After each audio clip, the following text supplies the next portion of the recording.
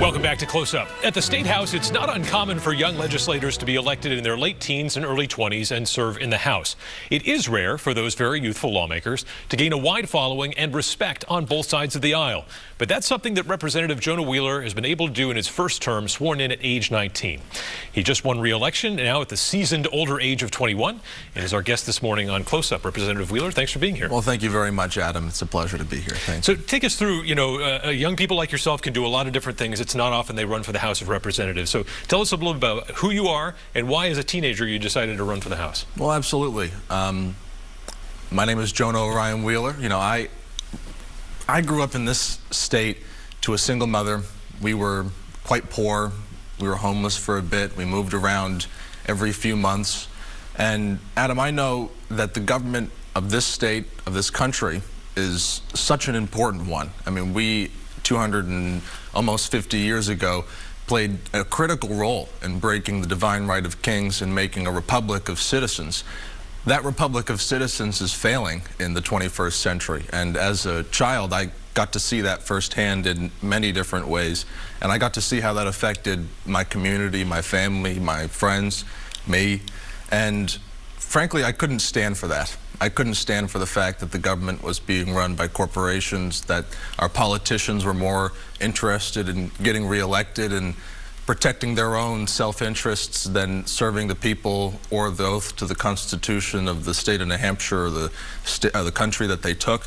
And I had to run to change it. If you see something going wrong and you think you know how to change it, you have an obligation, a moral obligation to yourself and to the people to do what's right, and so that's what I did. So, you sought the House Democratic leadership recently, came up short in that, but what do you think Democrats need to do to get back to where they are winning majorities again? Well, that's a great question. I ran because it's just important that we have a choice. That, we saw over the last 4 years how the Democrats made the mistake of not having a primary. That, like I said, people more interested in their own self-interests kept us from having debates, having a primary. I supported Marianne Williamson in the primary in an effort to try and get that conversation going, and I ran for House Democratic leader to try to get that conversation going, because I know, as I said in my speech for leader, there are members in our caucus who have served for 10, 20, 30 years, who have chaired the Finance Committee, who have been big members, who have done a lot, saved our state from the Great Recession,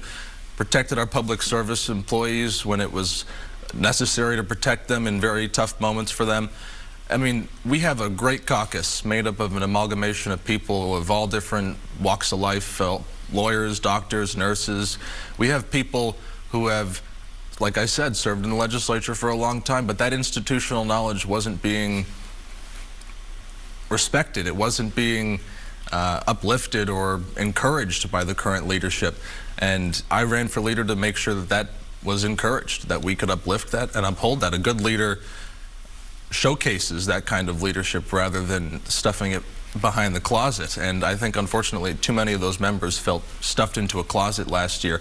I think if the House Democrats want to win the majority next year, we're going to need people that appeal to the people. You could have the best ideas in the world, 100% right, but if your message doesn't resonate and connect with individual people on the ground, then you're not going to win.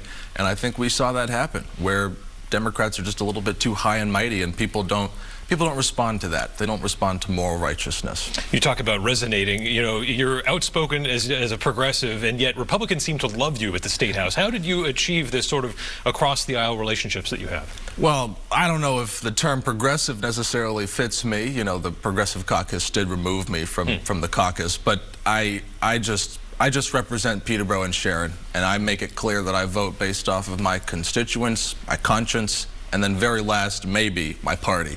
And Steve Shurtleff told me that when I first got elected, and I, run based off of that advice as much as I can. And I think people respond to that. When you tell people how you feel, even if they disagree with you, in a strong and respectful way, then you can have a conversation about it. And unfortunately, our politics have become such that if we disagree, then I just can't talk to you. But I mean, we should be able to have a conversation and laugh and be friends without having to agree on 100% of the issues. And I think people in the State House have responded to that. You talked about some of the friction within your own party there in the House. There, you know, you were one of just 11 Democrats to vote in favor of a bill to ban genital gender reassignment surgery for patients under the age of 18.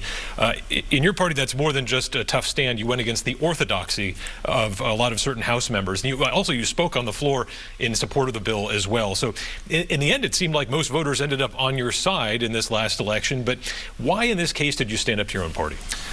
Because I thought it was right. I thought it was the right thing to do. And, you know, like you said, there were friends of mine in the House who tried very hard up until the last minute to get me to vote differently.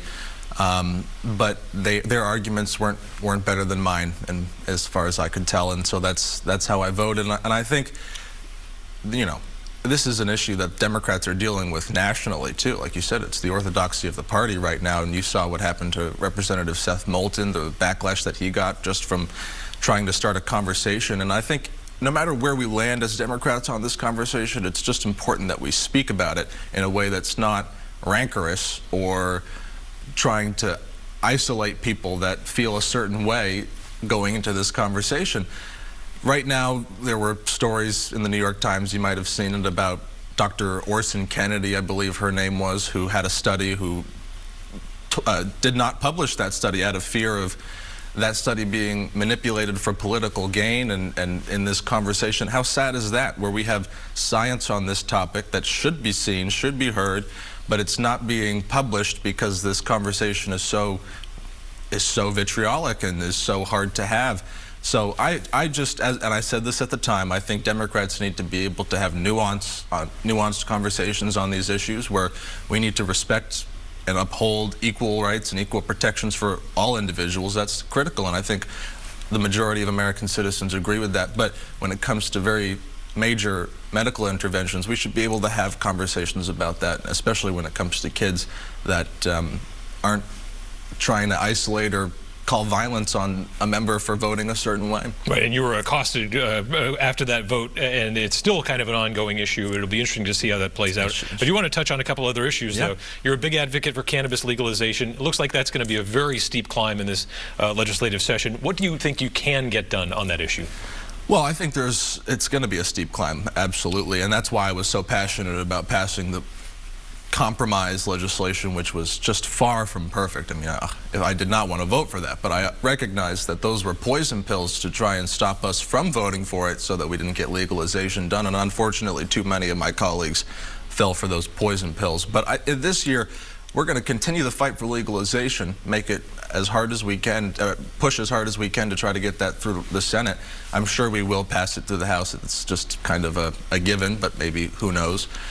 The issues that I think we can deal with around cannabis besides legalization are my legislation around annulments, which we passed with only 83 members voting against it in the last biennium.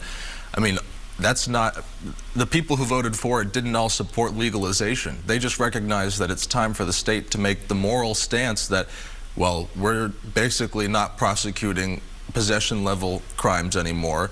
You have a number of people from the 80s on, you know, past the 80s too, who have criminal records, who are stopped from being able to get loans or jobs, move forward in life. People who have been rehabilitated, which if you ask Commissioner Hanks, who's doing a good job for our correction system, that's the point of the correction system, to rehabilitate people back into the community. So we have to pass that legislation and make it clear that we can get something done on cannabis that's not necessarily legalization, but just moving the state forward to help people out in this time. All right, and we'll see what lands on Governor-elect Ayotte's desk and what she does with it.